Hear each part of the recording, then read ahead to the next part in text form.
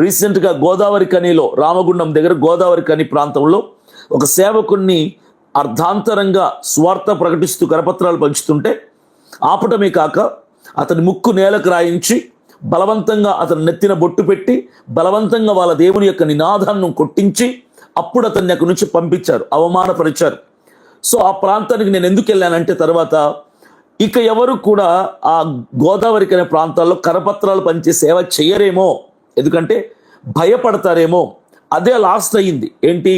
ఆ సువార్థికుని కొట్టడం, బలవంతంగా ఆపటం, బొట్టు పెట్టడం లాస్ట్ అయిపోయింది. ఇక ఆ ప్రాంతంలో ఎవరు కరపత్రాలు పంచడానికి ముందుకు వెళ్ళరేమో అన్న ఆలోచనతో ఆ భయాన్ని చంపటానికి, ఆ భయాన్ని తీసేయటానికి సేవకుల్లో నేను వెళ్ళి అదే స్థలంలో కరపత్రాలు పంచా. నా టీంతో వెళ్ళాను.